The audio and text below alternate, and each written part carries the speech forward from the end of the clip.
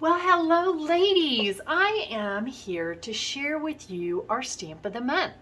It is called Wildflower Friendship. This is available throughout the month of October, and it is just the most quaint little stamp set. You've got your fox and your owl. I'm assuming I can never think of what those are called. It'll come to me. Anyway, I love it. It says, sending sunshine and hugs, thinking of you, love you forever. A little note, which I really love that saying. I appreciate everything you do. And I want to show you how I use this stamp of the month. Of course, you can go on to my Close to My Heart website and see some fun artwork done with it. I wanted to show you how I made this card right here.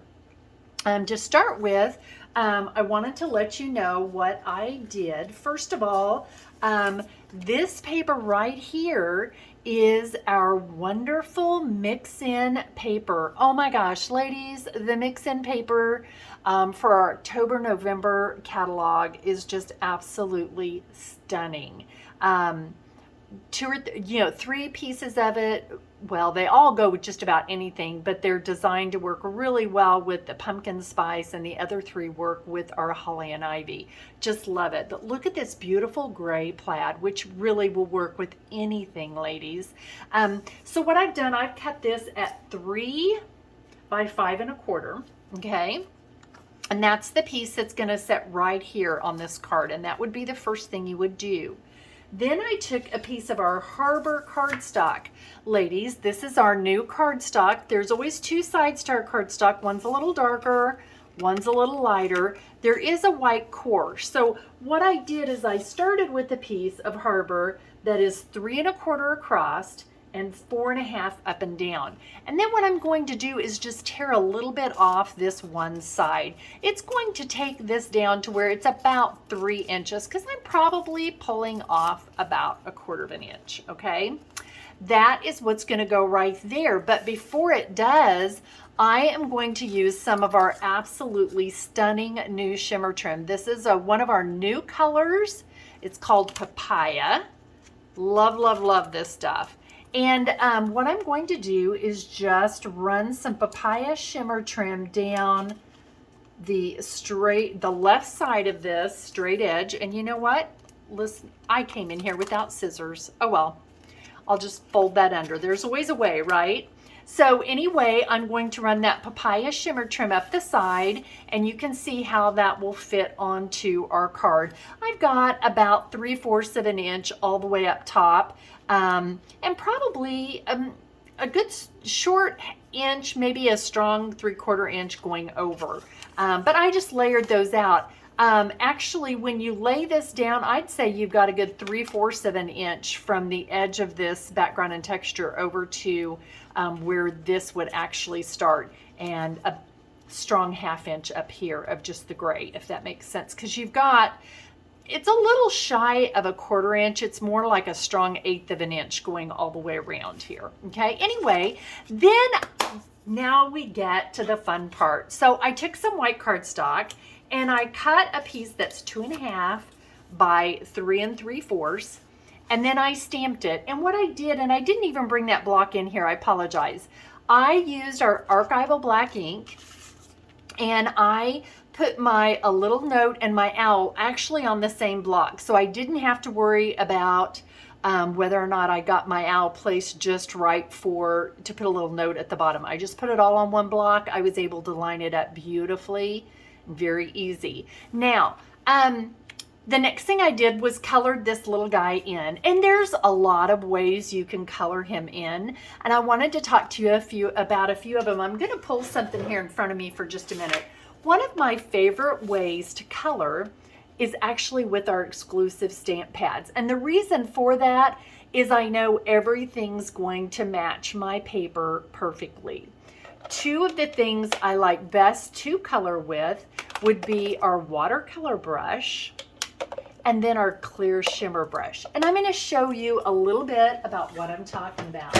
So the first thing I'm going to do is just come in here with just my water brush, okay?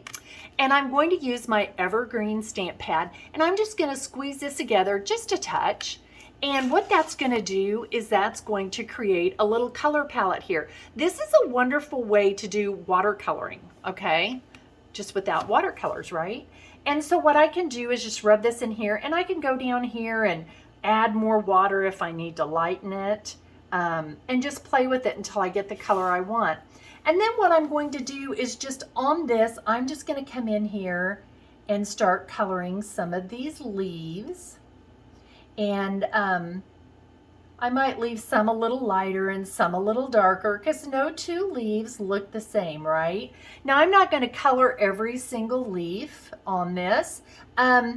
These are very detailed and they do take a lot of time. And for me, what I like to do when I'm working with coloring, I like to just have a little to-go box, a little container with all my stuff in it. And I just like to sit in front of a good movie and do a little coloring and watch a little movie and do a little more coloring. One thing I want to caution you on this, ladies, is when you're doing this kind of watercoloring, you want to give things a chance to dry before you come in and do like the image right next to it. I hope that makes sense.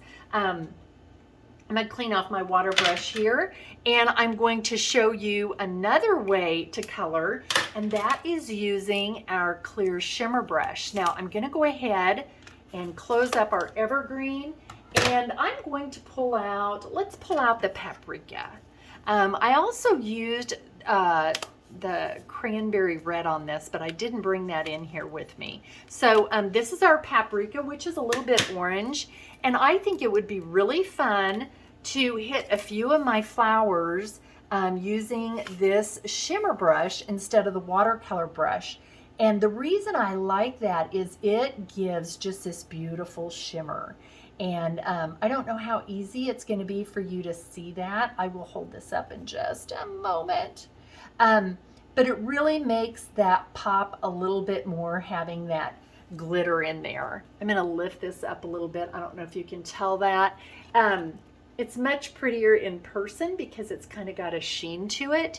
But basically what I did, I'm not going to color this whole thing in for you because you all know how to color.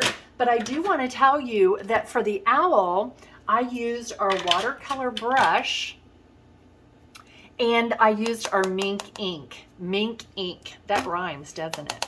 And I will tell you that if you look real closely at this image, there's a lot of what I would consider bare spots in between some of the flowers. So literally I came in and the first thing I did was colored my owl with the mink, but I didn't want to do that today because I knew it wouldn't be dry enough for me. So I came in and did my owl first, and then I just came in and I actually did my green leaves second, which is no big deal, but there's a lot of leaves and it seems like if I got those done first, the flowers just kind of popped.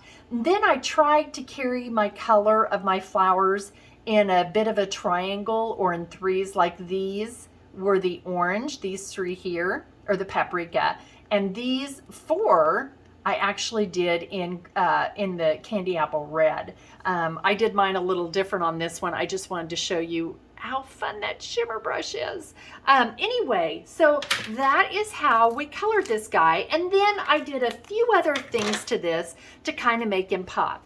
Number one, I wanted to make that nose pop. So what I did was I actually just took some of our, this is our nectarine paper, and I used the lighter side, and I just stamped my little guy, and then I cut out his little nose, and I actually have a piece of that somewhere, but I'm not finding it, so you're just gonna have to take my word for it, ladies.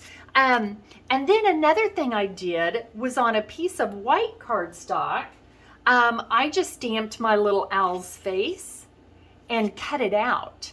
And then I've put some foam tape on the back. And as you can see by looking at this card, I popped the face up and it really gave that owl some dimension. And then the last thing I did, ladies, you'll notice on these two flowers and also this flower up here, I came in with some of our goldenrod stickles.